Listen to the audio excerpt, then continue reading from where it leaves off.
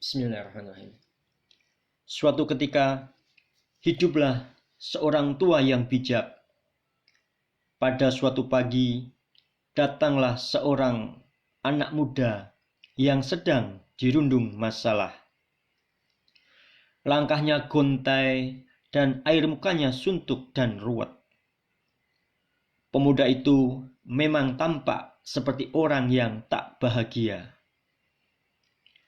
Tanpa membuang waktu, pemuda itu menceritakan semua masalahnya.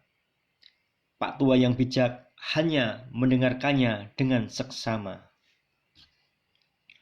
Pak tua lalu mengambil segenggam garam dan meminta pemuda itu untuk mengambil segelas air.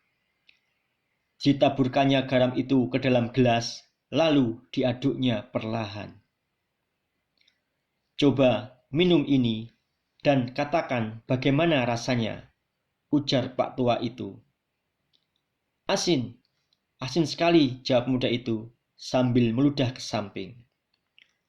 Pak tua itu sedikit tersenyum. Ia lalu mengajak pemuda itu untuk berjalan ke tepi telaga di dalam hutan dekat tempat tinggalnya.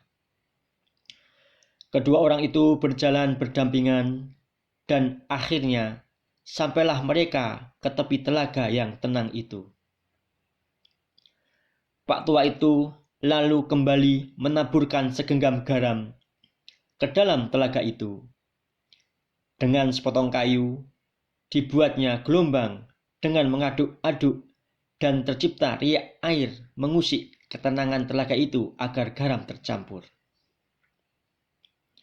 "Coba ambil air dari telaga ini dan minumlah." Saat pemuda itu selesai meneguk air, Pak tua berkata lagi, "Bagaimana rasanya?" "Segar," sahut pemuda itu. "Apakah kamu merasakan garam di dalam air itu?" tanya Pak tua lagi. "Tidak," jawab pemuda itu. Dengan bijak, Pak tua itu menepuk-nepuk punggung pemuda itu. Pak tua lalu mengajaknya duduk berhadapan, bersimpuh di samping telaga itu. "Anak muda, dengarlah. Pahitnya kehidupan adalah layaknya segenggam garam, tak lebih dan tak kurang. Jumlah dan rasa pahit itu adalah sama, dan memang akan tetap sama. Tapi kepahitan yang kita rasakan akan sangat tergantung dari wadah yang kita miliki. Kepahitan itu akan didasarkan dari perasaan tempat kita meletakkan segalanya. Itu semua akan tergantung hati kita. Jadi, saat kamu merasakan kepahitan dan kegagalan dalam hidup, hanya ada satu hal yang bisa kamu lakukan. Lapangkanlah dadamu menerima semuanya. Luaskanlah hatimu untuk menampung semua kepahitan itu." Pak tua itu kembali memberikan nasihat. "Hatimu adalah wadah itu. Kalbumu adalah tempat kamu menampung segalanya.